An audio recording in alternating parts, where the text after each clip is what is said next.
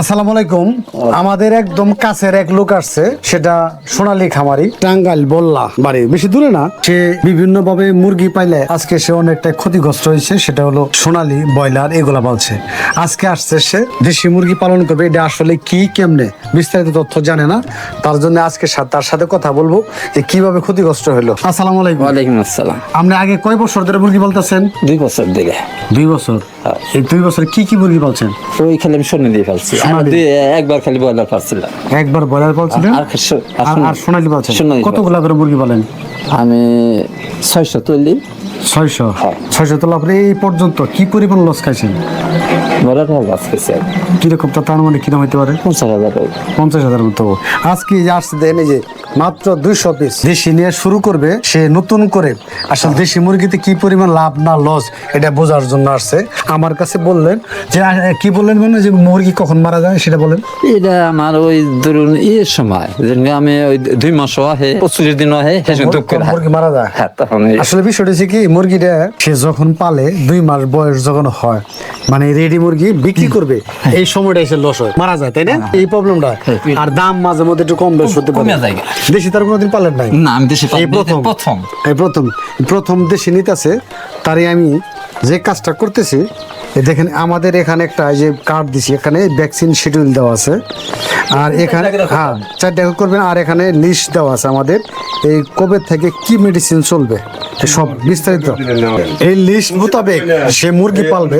মুরগি পালার পর এরপরে আরেকটা বিষয় বলে দিলাম, সেটা মুরগি বেচা পর্যন্ত কোনো প্রবলেম যদি হয় আমার ফোন দেবেন।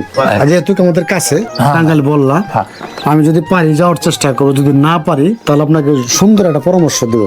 সেটা কিরকম, সে পরামর্শটা হবে এই মুরগি কি সমস্যা, শুনলেই কিন্তু বুঝতে পারবো কি প্রবলেমটা। কারণ আমি মুরগি নিয়ে কাজ করতে বিগত 10-12 বছর। না, আমি 2 বছর আমি কাজ করতেছি 10-12 বছর। বিভিন্ন খামারি, বিভিন্ন লোকজন এটার সাথে কিভাবে কি করতেছে না করতেছে এই বিষয়ে কিন্তু আমার একটা জ্ঞান আছে। আমি কিন্তু অনেক কিছু দেখছি। এই অনেক কিছু দেখার পরে মুরগি কখন কি সমস্যা হয়, কখন কি প্রবলেমটা হয়, কিভাবে সলভ করতে হয়, এটা মোটামুটি আমার একটা মুখস্থ হয়ে গেছে।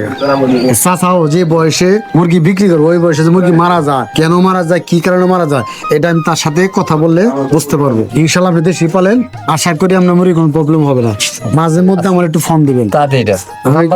আমি যদি ফোন রিসিভ না করতে পারি, আমার কাছে আমার চলে আসবেন, কথার কথা বলেন, চলে আসবেন। একটা মুরগি নেয়, সেটা কিরকম মুরগি না চলে আসলে আমি যদি না বুঝি, আমাদের জামালপুরের পানি সম্পদ অফিসের বড় ডাক্তার যে মাজারুল স্যার, তার কাছে পাঠাই দেবো।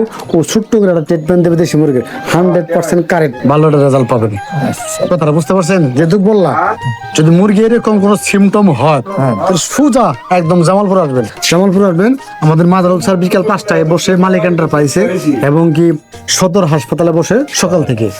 আইলে খালি তার কাছে একটু যাবেন, একদম সুন্দর সলিউশন দিবে। আশা করি আর জীবনে কোনোদিন সোনালী মুরগি পালবেন না, দেশি ছাড়া সোনালী মুরগি পালবেন না। আর একটা বিষয় হলো, দেশি মুরগি কখনোই কোনোদিন লস দেয় না। আমার জানা মতে লস হয় না। লস কোন সময় হয়েছে, যেটা একবার এই বুঝে না, সরকারি লুম তুলে ফেলাইছে, গ্রাম ভরা রয়েছে, রানী খেতে হয়েছে, পালন পদ্ধতি বুঝে না, এদের একটা প্রবলেম হয়। তাছাড়া যারা মুরগি পালতে পারে, গাউটার, যারা মুরগি পালতে পারে তাদের কাছে দেশি মুরগি কোনোদিন লস হবে না। এক কলমে লিখে দেবো। যারা মুরগি পালা শিখছে, চাচা মুরগি পালতে পারে, আশা করি চাচার কোনোদিন লস হবে না। যাই হোক, যদি কারো কোনো প্রশ্ন থাকে, কোনো বোঝার থাকে, আমাদের এই ভিডিওর ইনবক্সে মেসেজ করবেন অথবা আমাদের সরাসরি কল করবেন। তাছাড়া আমাদের কাছে এখন বর্তমানে যে বয়সে মুরগি বাচ্চা আছে, আমাদের কাছে 0 আছে আর বড় 1 মাসের বাচ্চা আছে। আর রেগুলার আমাদের কাছে 1 দিন, 15 দিন, 20 দিন, 1 মাস এই সাইজের বাচ্চাগুলো পাবেন। ইনশাল্লাহ যে কোনো সময় আসবেন, আইসা দেখে বুঝে নেবেন। আর আসার আগে অবশ্যই ফোন দিবেন, যে কন্ট্যাক্ট করবেন। আর চাচার জন্য আমার দোয়া রইল, ভালো কিছু করবে, শুভকামনা। মুরগি পালেন, মুরগির কোনো প্রবলেম হলে আমাকে জানাবেন, আমি যেন আপনার কোনো হেল্প সহযোগিতা করতে পারি। আল্লাহ হাফেজ, আসসালামু আলাইকুম।